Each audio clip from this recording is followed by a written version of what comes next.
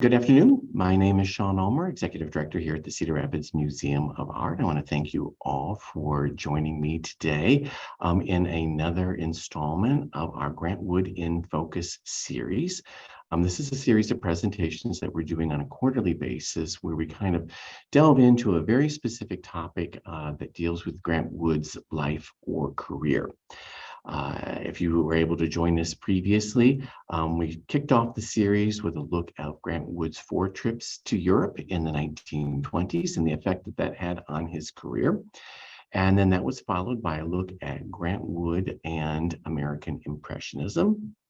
And today we're going to be looking at a newly discovered work by Grant Wood, at least new to us here at the Cedar Rapids Museum of Art, a work that we did not know existed, but has been recently donated to the collection and has allowed us an opportunity to dig in deep on this particular work, the kind of work that curators and directors are fond of doing, but never seem to have enough time to do on a regular basis. Obviously, we have, as many of you know, the world's largest collection of work by Grant Wood already, and a portion of that collection is always on view here at the museum. And we also own and operate Grant Wood's studio, which is probably his largest work of art, if you want to think of it in those terms. Which is just a few blocks away from the museum. So we are keenly interested in continuing to have conversations about Grant Wood. There is still much to be learned about him, and I think that this painting adds something to the overall dialogue. And so I'm just going to jump right in and share with you. This is an image that was shared with us when the donors offered this painting to us. It had been in the family for 3 generations, and the current owners, co-owners, made the decision not to sell the painting, but instead to give it to the Cedar Rapids Museum of Art. As you can see, it was framed, and this large blob here is just a reflection of the photographer, so don't read that into the composition. I'll show you better images in a moment. But it was gifted to us last year in 2021 by the Smith family. It purported to be an image of a Paris landscape, and we were told it dated from 1920. We thought, what an interesting work. It was not a work that our curator, Kate Kunow, nor I were familiar with. And there's good reason for that, as it turns out. And so we're very, very interested in this work for a number of reasons. First of all, it's an oil on paper. Grant Wood didn't do too many oil on paper, so it's a fairly unusual work in that regard right away. Certainly he worked in oil, but that tended to be oil on masonite or particle board. And he did work on paper. He did drawings on paper and watercolors on paper. He even did some pastels on paper. And of course, his prints were on paper. But we really, it was very rare to see an oil on paper. And it was kind of telling. It was very interesting. It is a Parisian landscape. We could very much see Grant Wood grabbing some handy material and then just going to town on it and creating this composition. So it wouldn't have to necessarily be on masonite, except that we know when Grant Wood traveled abroad, he did take or purchase masonite panels to paint on while he was abroad. So it was a little unusual right away to see that it was an oil on paper. And then the other thing that was very, very interesting to us was it didn't look or strike us as an image of Paris. Neither of us are, can purport to be experts on the Paris landscape, certainly of the 1920s. But I've been to Paris a number of times. I can't remember anything looks quite like this. The architecture looked a little odd to us. And so we kind of, while the paperwork was being done, Kate and I had several conversations about what else could this be if this wasn't Paris, because we kind of want to know what it really is. We thought, we know in 1920, when he traveled to France with his friend Marvin Cohn kept a diary, which was a very accurate rendering of what each of the artists did almost every day of their 3 months in Paris. And we know that they came in by way of Liverpool, spent a day or two in London, headed on over to Paris. They were traveling with other Cedar-Rapidians. And then on their way out, they went out by way of Antwerp. They sailed out of Antwerp, and they did spend several days in Antwerp. And so we thought, well, maybe this is an image of Antwerp. We need to do some more work when we've got time. But another thing that we also knew that in many of Grant Wood's paintings of Paris, other paintings of Paris, we know what he was painting because it's recognizable. Either it's still extant in Paris today, or he oftentimes wrote on the back of the paper, on the compositions, what he had painted. So we were very keen to execute the paperwork. And once we were in full legal possession of the work, not just physical possession of the work, but full legal possession of the work, we wanted to get it out of this frame and see if Grant Wood told us on the back of the paper what we were looking at. So once the paperwork was all fully signed, we did just that. We took it out of the frame, and here is the sheet of paper. From the front, it's a much better image of the work in question. You don't have the reflection of the glass in your way. And you can see it is a lovely composition. There are some buildings in the distance that are kind of grayed out. And you can see there's lots of spires on them. They feel very, very medieval. And you see in the far distance to the left there a bridge going over a body of water. And then along the right-hand side, what looks to be another bridge with light posts along them. So all excited, we turned it over and there's not a thing on the back. So Grant Wood gave us no clues on the back of the work as to what he was depicting. So for all intents and purposes, we suspected, still was a Parisian scene, but we wanted to look into it further. So I have a few details to see. There again, another image of the overall composition, and here a detail of that bridge-like form on the right-hand side with the light posts. You can see there is a statue here with something up on top of it. It's not super detailed. Of course, in the 20s, Grant Wood is still working in the impressionistic mode, and so the paintwork will be loose and brushy.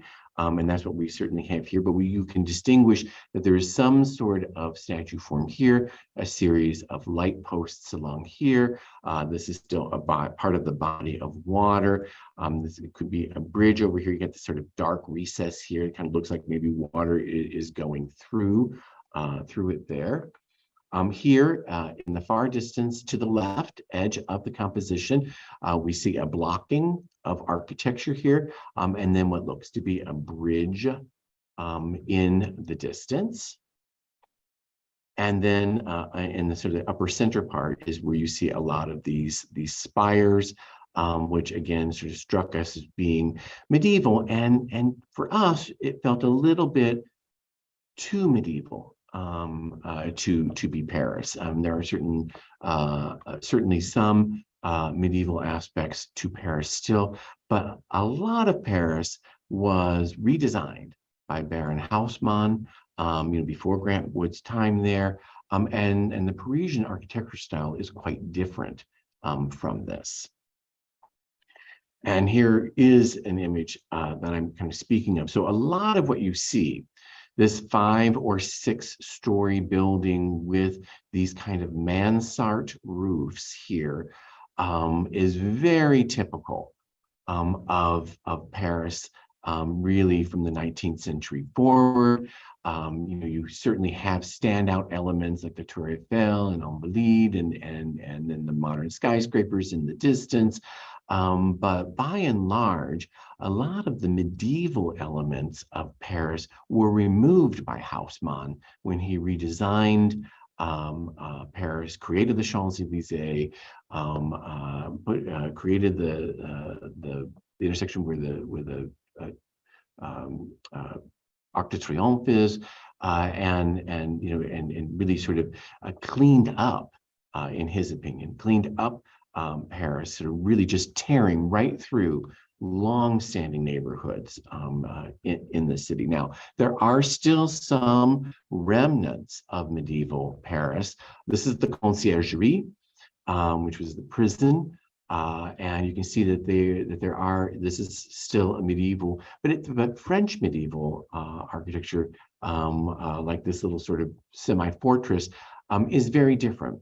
It has these sort of conical towers here with the conical tops to the towers along the edge. It doesn't feel like all of those sharp little spikes and peaks that we saw in the Grant Wood painting.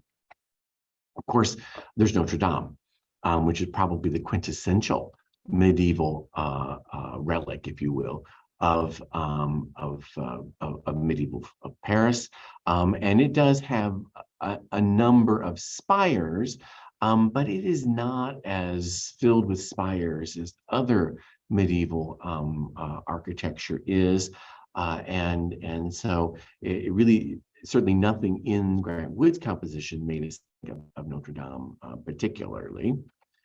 And then there's the Cluny, the Musée, it's now a museum, the Musée de Cluny, but it was a cloister, a monastic cloister. And you can see there's a lot of Gothic pointed windows and pointed dormers and so forth, but it doesn't have a lot of those spikes and points that we see in Grant Wood's composition. So we're still not wholly convinced that this is a Parisian landscape as it purported to be.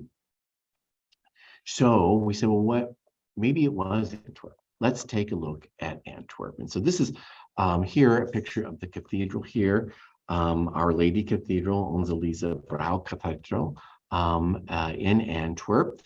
You can see that it has some spire work here at the top of the tower. Only one of the two towers was actually completed for this Gothic church, but not a whole lot of other points and spikes like we see in the Grant Wood composition here. Another view of the same church. You can see here's the other tower that was not completed. It was just capped, but it was supposed to have a flanking tower just like this on the opposite side. You do have, a lot of this stepped gabled architecture that you find in the Netherlands, but nothing in all of this sort of searching. We set about searching just scores and scores and scores of images on Google to see if we could find anything that really sort of spoke to us in the same way that Grant Wood's composition spoke to us. And looking, at where we knew Grant Wood had been, where he had traveled. They had spent, he and Marvin Cohn on their way here, I'm sorry, inserted this so that you can kind of do a comparison to what I'm talking about, how many more kind of peaks and spires the Grant Wood's composition has compared to Our Lady Cathedral. And so we said, well, what if it's something that doesn't exist anymore? What if it's something that is now gone? And so started looking at historical images in Antwerp. And this is an old train station, the southern train station in Antwerp. This is an old postcard of it. And you see that, well, it does have this wonderful sort of massing sort of tower. There's not a whole bunch of them, but we thought, well, maybe, depending on where you are, if you kind of move around, and maybe there are others, they get into to your frame of view, that could have created this compilation, because we don't know exactly at what point Grant Wood might have been standing, when he painted this composition. And so he said, well, it's not there anymore, so it's hard to see what other architecture was around, and if it was, if it's still there or not. We do know that he visited these specific places because they are outlined in Marvin Cohn's diary. We do this is they stayed in the Flanders Hotel. This is the Fine Arts Museum, and you can see that's really more kind of a neoclassical structure. It doesn't really have any strong Gothic feel about it. And this is another museum over here. This is the Planten Moretus Museum. Both of these museums are still extant in Antwerp today. And it certainly is a little bit more Gothic, but it isn't filled with spires. And we don't know if he and Marvin Cohn went to Hetstein, that you see here, which is an old medieval fortress, but it was the most medieval thing we could find in Antwerp. And it is very similar in a way to the Conciergerie in Paris, where it's not quite the same type of medieval. It's medieval, but it's not quite Gothic in the same way that the structures appear to be in Grant Wood's painting. And so we decided that we would take a different tack.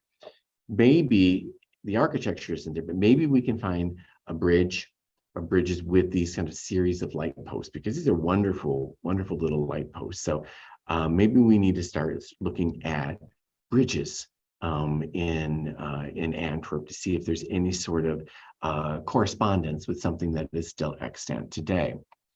Unfortunately, most of the bridges in Antwerp are either non-existent or are brand new. And so here's the main sort of waterway in Antwerp, and you can see everything around here is quite modern. But when we look at historical images of this same sort of area of water, we did discover this painting by Clémence Michel of the Cotton Dyke Dock, which is that area that I showed you modern today. This is from probably from the teens, so we have a painting about the time that Grant Wood would have been in Antwerp. This would have been what the Cotton Dyke Dock looked like at the time, and you can see the architecture around this is not at all like the architecture in Grant Wood's painting. So this particular area would probably not where Grant Wood was standing when he painted his composition. As you can see, this research is taking us down a rabbit hole.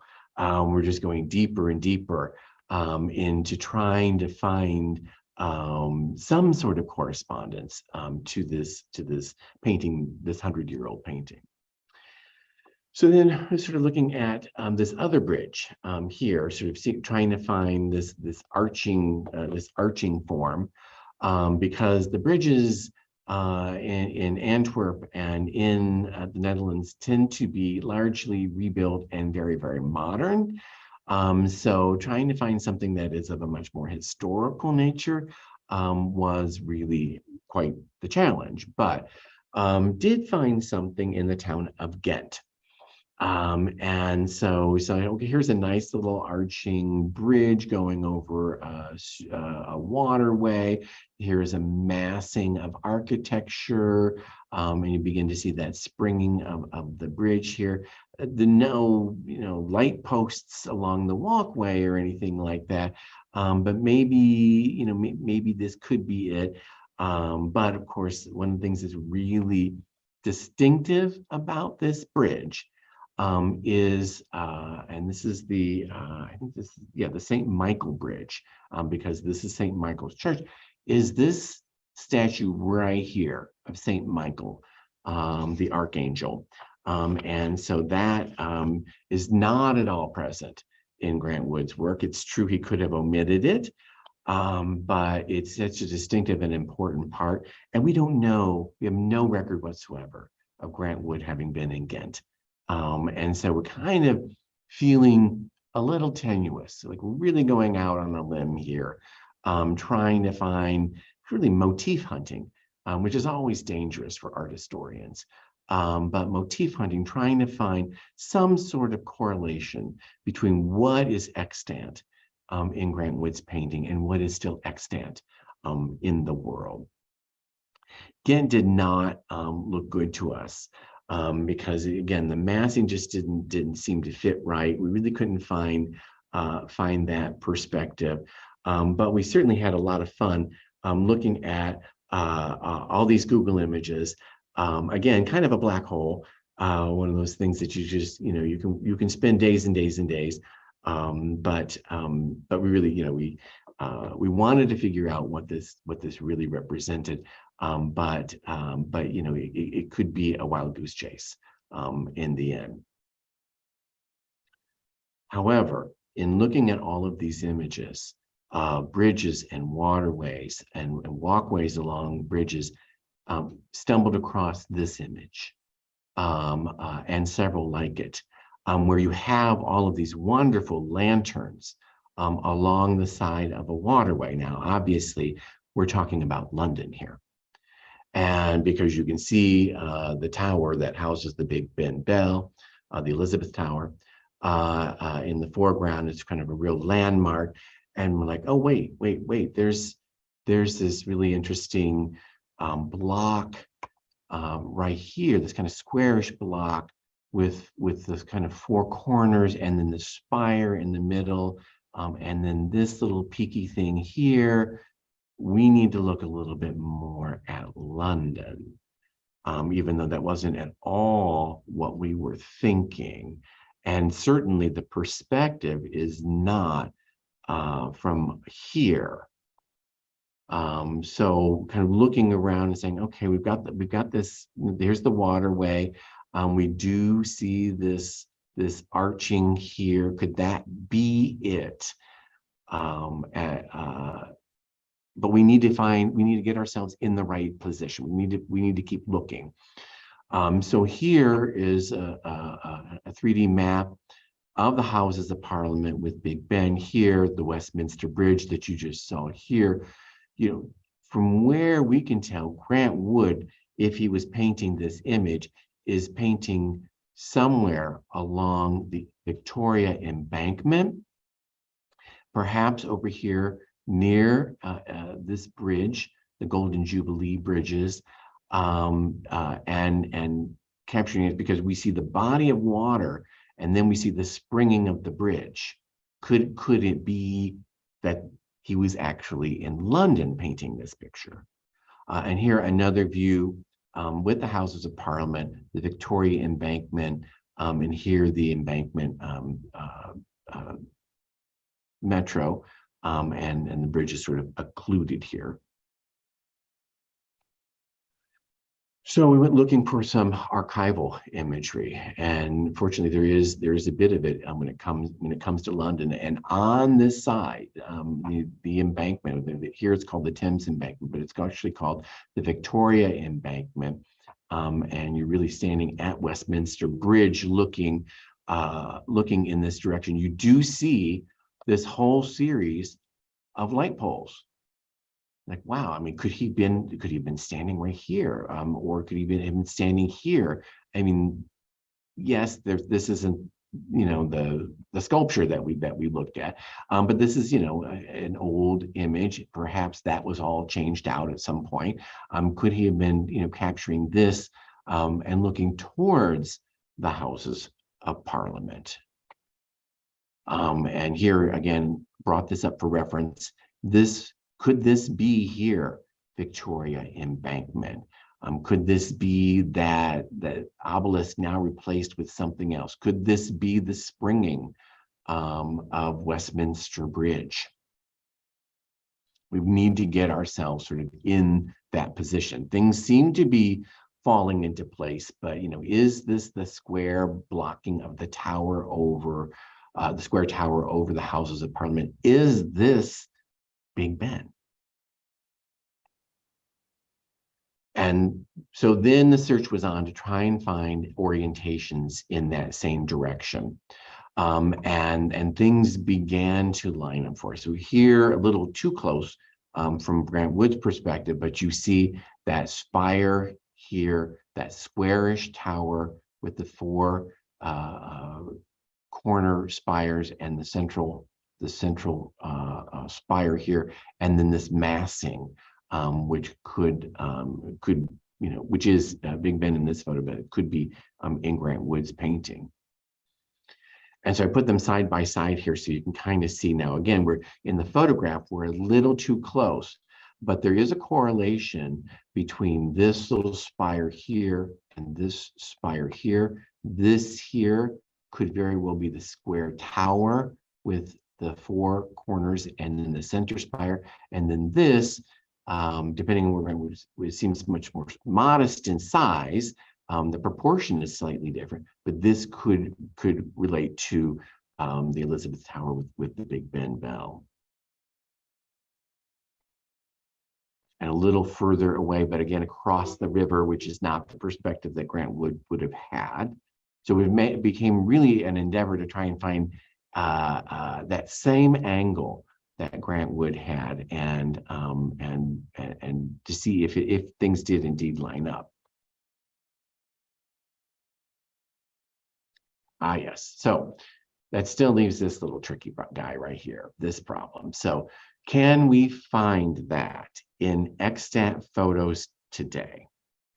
And lo and behold, we can. We found on the edge of the Thames this monument to the Royal Air Force. And it was a monument in honor of the Royal Air Force service in World War I. And so we said, aha, here it is. We're looking at it from across the river here, the River Thames. And here we're looking at it in a profile. And I'm going to go back one here. With the wings spread back, that very well could be, and looks to very much be, the wings of an eagle.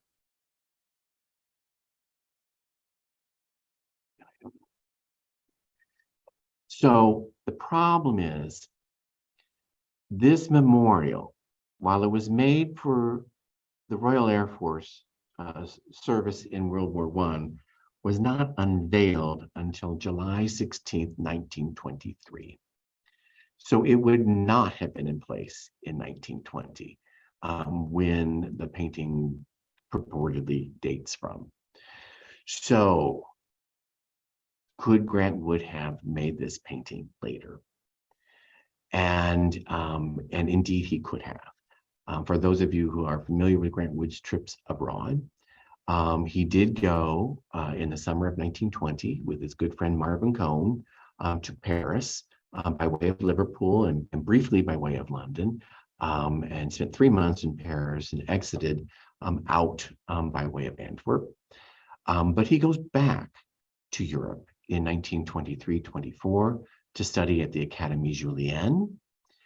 And he goes back again in 1926 to study, to create work that's going to be part of a gallery show at the Galerie Carmine in Paris, which he hopes will launch his career, but does not. So we know that he travels, and then of course he travels again in 1928, but to Munich and to Germany on that trip. So could he have gone through London in a later trip? And absolutely he did. We don't have diaries. He did not keep diaries. But when one scours newspaper archives, we discover that Grant Wood did indeed travel through London on a subsequent trip. And it was his 1923 trip. And so here's an article from the July 30th, 1923 Cedar Rapids Evening Gazette, which announces that Grant Wood is to study in Europe And if we read through the article, he's going to go in very much the same way that he did in 1920. Travels from Cedar Rapids to Chicago, from Chicago to Montreal, sails from Montreal, as he did with Marvin Cohn in 1920, lands in Liverpool, then takes the train to London. And in this case, unlike his 1920 trip, in this case, he's actually in London for about 2 weeks. And so actually had plenty of time to get off a painting in London. And because he, is there after the Royal Air Force Memorial is dedicated and unveiled in July 16th of 1923, it would figure in his painting. And the fun part is that Grant Wood actually served as a little correspondent for the Cedar Rapids Evening Gazette while he was abroad, and he wrote several little articles from London.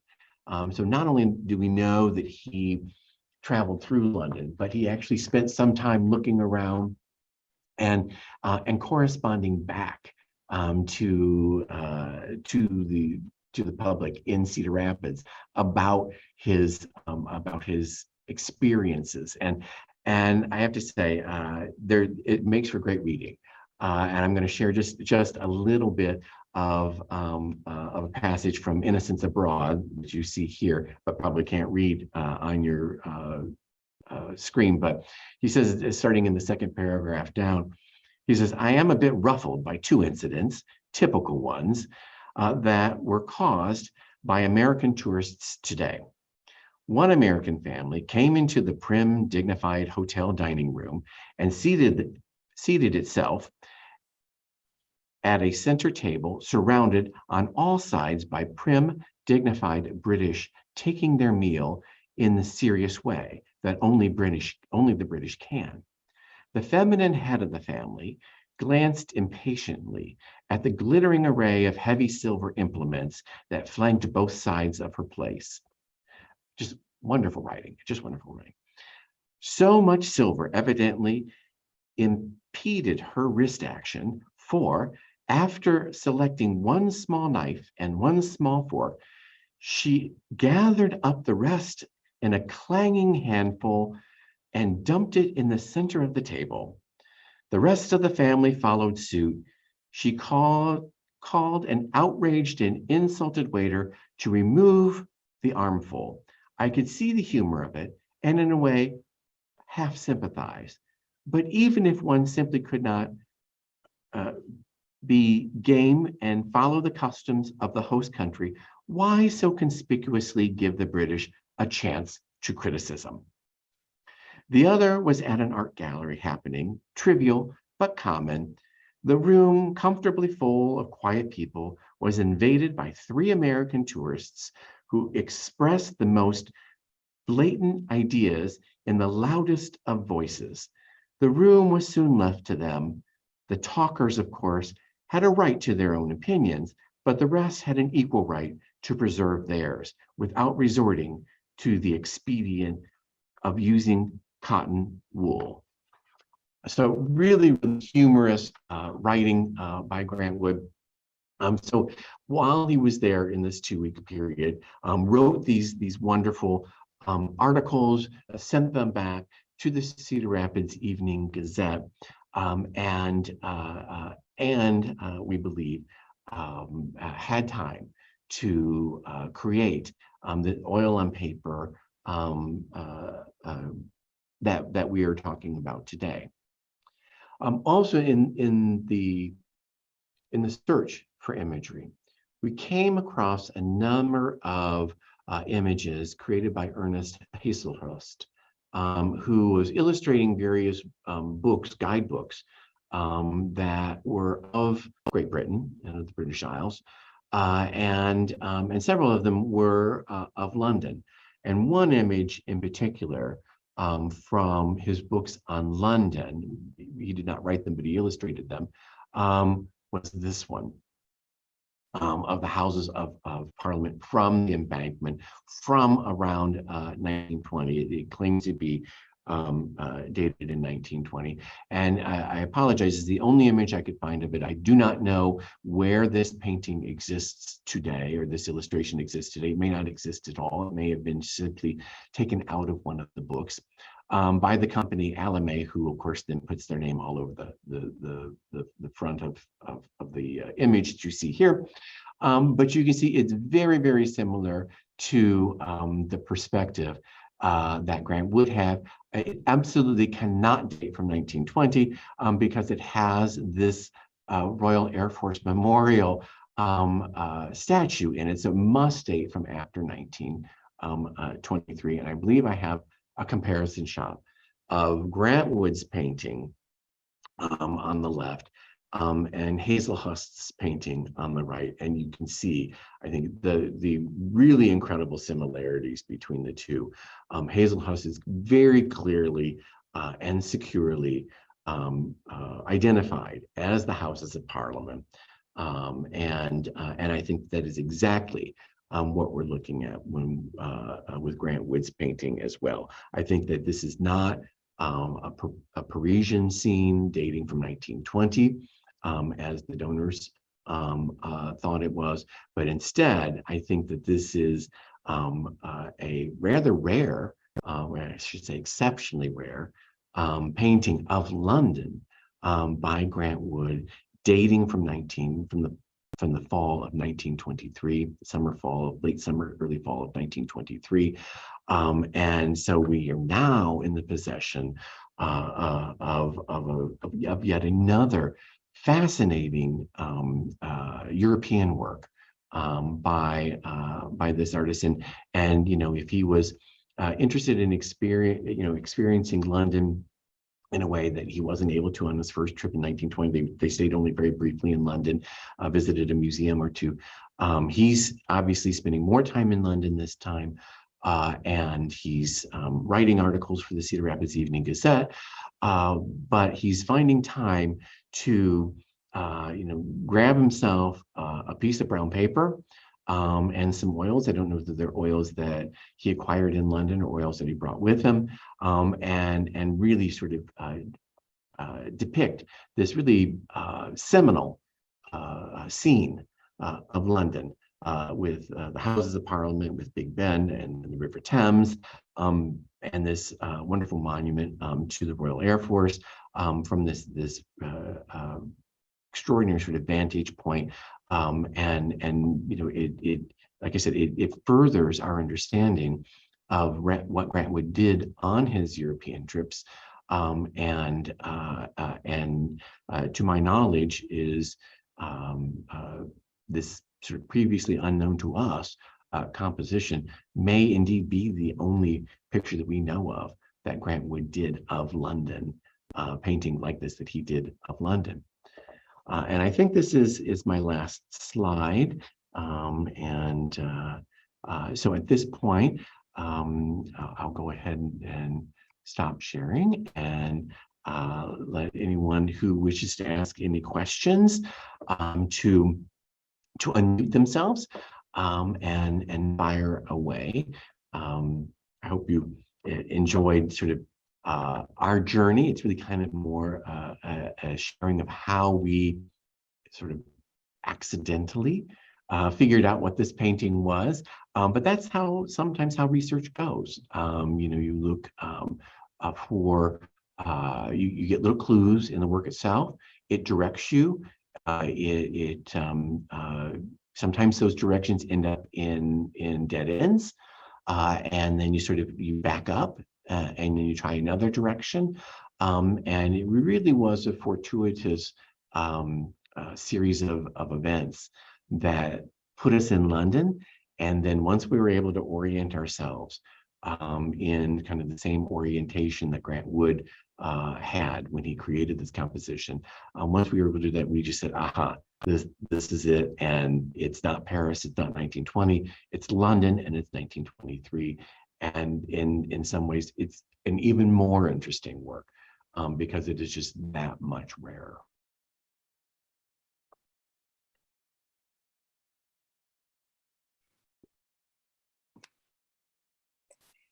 Hey, Sean, Yes, are you, Elaine, are we taking questions now? we are taking questions now. Okay. Well, it's so fascinating and wonderful to hear about that. Thank you. And I'm fascinated if there might be something you might be able to share about kind of where this thing has been all these years before it came into your possession. Is there It's been in a private family collection. It's been in the Smith family. And I think I'm able to share. If not, we'll just delete this out of the recording. But I think I'm able to share. It was actually according to the gift paperwork. And there were three co-owners at the time that it came to us. It had originally belonged to Isaac Smith, who, according to the gift paperwork, who had been given this work in exchange for being one of the businessmen in town that helped to fund Grant Wood's trip abroad Grant Wood and Marvin Cohn's trip abroad in 1920. So obviously that parts of that aren't right, because I'm very sure this is a 1923 composition now. But if he was he was president of Iowa Electric Power, and so he would have been a major figure in town. He would have been, in all likelihood, one of those major players who would have contributed to help send Grant Wood abroad. I don't know any of the details, whether that was something that happened in 1920 and then again in 1923, or maybe it was just happened in 1923. I mean, a lot of that paperwork I have not seen. It may not exist, but I certainly have not seen it. Who all of the supporters were, how much they contributed, when they contributed, for which trips, for example. A lot of that detail I do not have. I'm not sure it still exists, that anyone wrote it all down or not. But based on a little bit of information that we got from the gift paperwork, that this has been in the family of Isaac, and let me just pull it here, because that is a side story that I did look into, that it belonged to Isaac Butler Smith and his wife, Ada Smith, A-D-A-H Smith. They had one son, and I think three daughters. This painting passed to the son, who was Stephen, S-T-E-V-A-N, Stephen Smith. And then he passed away and went to his wife, Margaret Crane Smith. And it came to the donors through Margaret Crane Smith, who died in 2007. It came to them, and they just decided to donate it to the museum in 2021. So that is the backstory. I assume because they wanted it to be a gift of the Smith family, that they don't mind that we share that Smith. But drilling down a little bit, kind of trying to find that lineage, I am not surprised that it would be given as a gift in exchange for sponsorship of Grant Wood's trip. That doesn't surprise me at all.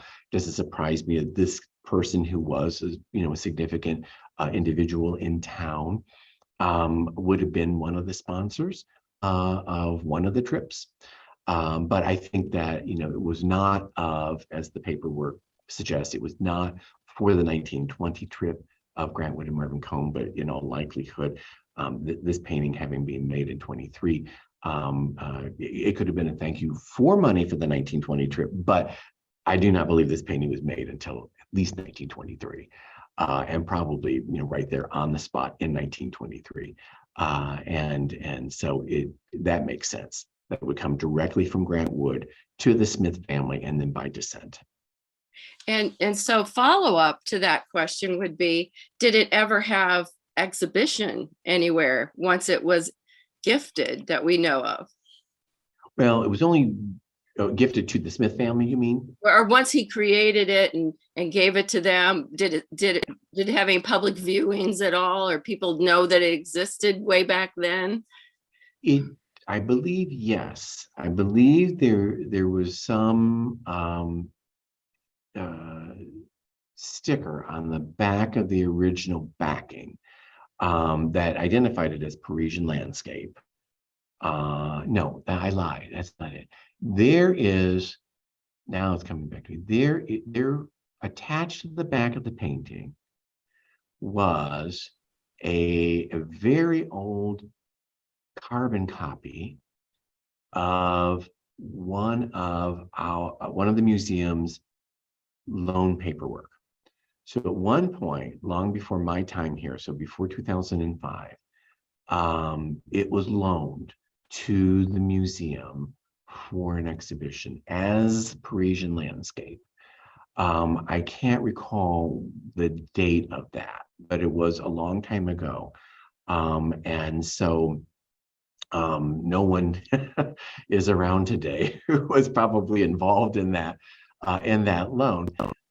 So yeah, so at that time it would, people knew of its existence enough to borrow it for a display. And I don't even know if it was at the museum. It could have been at the Art Center, our predecessor at the Art Center. I don't remember I'm not even sure the paperwork was dated, but there is this carbon copy of a loan document that we created. So it was at least at one time on view, I think in a temporary fashion, for an exhibition, either at the Art Center or at the Art Museum. Thank you, Sean. Good question. I'd forgotten all about that part. Well, Sean, I think this opens up a whole new avenue of inquiry. Obviously, the owners just made an assumption that it's Paris, because usually we think of those first trips of Grant Wood as going to Paris to paint. And I just found myself wondering how many images, recognizable images of London, have been discounted as not being Grant Wood's, simply because we feel there were no images made while he was in London. I think maybe this might bring in something else of interest for the museum.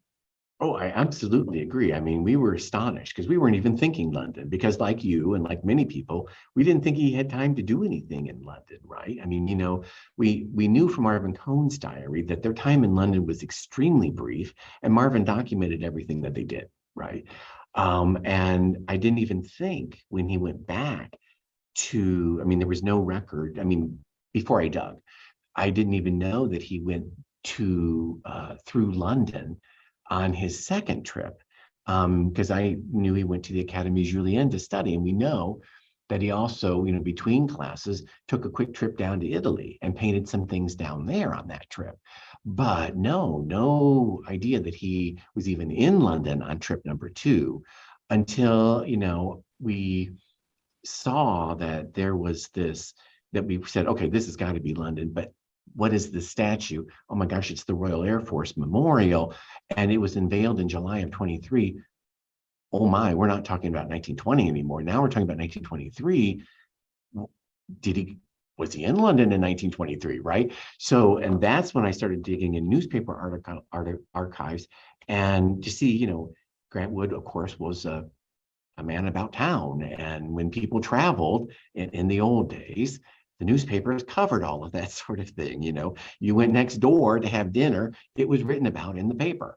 If you were one of the society folk or somebody that people were interested in, if you dig out these old gazettes and you see, so and so, is traveling to Chicago to visit her sister, and that was a news item in the Gazette in the 1920s. Well, certainly Grant Wood going back to Europe would have been in the newspaper. So we felt like there's got to be something something in there. And if we could just sort of zero in, we had to figure out when exactly he left, right? So, you can do some global searches and then start narrowing down and narrowing down and narrowing down. And so we were able to see in that first slide that I showed you that they announced he's going to go, in July, and he's going to go over and he's going to study and he's going to do all these wonderful things. And then lo and behold, we see that he's serving as a correspondent for the Gazette. And there's, and these are great reads. I mean, they're hard to read on, digital scans. They're very hard to read. You have to print them super big. And hope that, you've got plenty of ink in your printer because, they don't scan super well.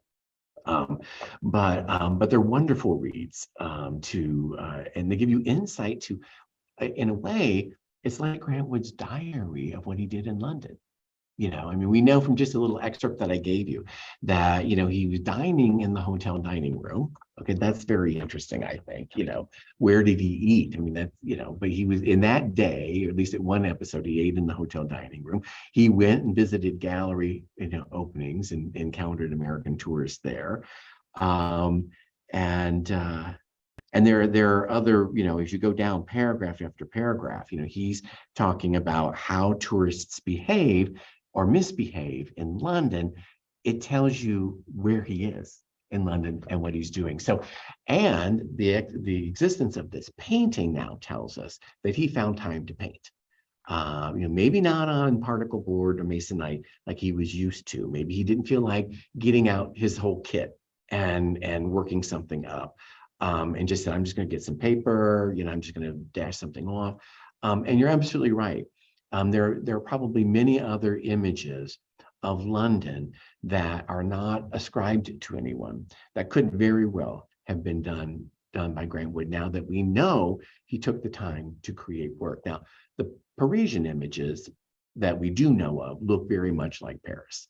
He tends to identify them very well on the back, but there could be a handful or more other works that he did in London that just, that people do not realize are by Grant Wood and are of London.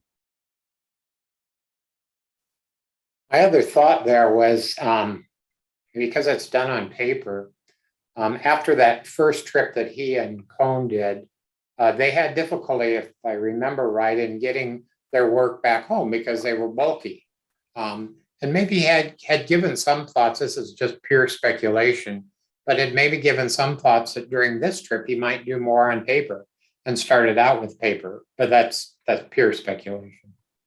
Well, we certainly thought when we began this, if this was an image of Antwerp, that their grips were all packed. All the paintings that they had made in 1920 were all packed up. I think they have to pay duty on them. I think, we thought, oh, well, he doesn't want to unpack all of that and do one more painting. He's just going to grab some piece of brown paper and do it. Obviously, it wasn't Antwerp and it wasn't 1920, but the same can be on the front end too. He wants something lighter, as you suggest, or he just doesn't want to. And I don't know because we don't have records. I think on the 1920 trip, at least Marvin Cohn brought panels with them and oils with them. And they couldn't have been very, very bulky. And he may have, I don't know that he did that. 23, 24, he's not there to paint over the summer. He's there to take classes at the Académie Julienne. I can totally assume that he's expecting to get all of his materials in Paris, because he's going to need a lot of them because he's going to be taking classes for a year. So he's not going to bring that over. It's not like a summer in Paris. It's like, I'm going to be here for a year, or at least, fall into spring, taking classes. And I'm not going to take this. I'm just going to buy it all when I'm there. So he may have grabbed some oils, or he may have bought oils in London, but I think he certainly grabbed paper and said, I'm just going to dash this down because this is great. And I think it's interesting too. I didn't point this out, but you look at the image, it's very grayed out. It's very, it's very soft in its tones. I mean, it makes sense because London is a foggy town. And Grant Wood, as an impressionist, is going to be very interested in the quality of light and in weather conditions. We see that in so many other works.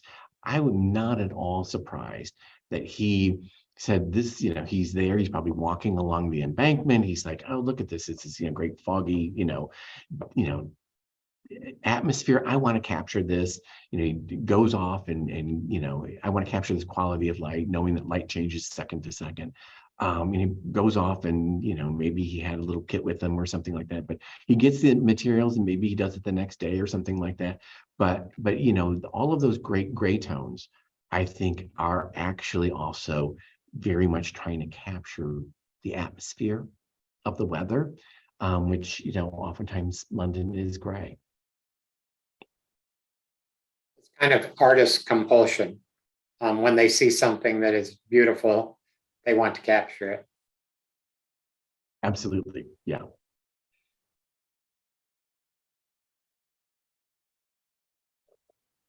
Other questions?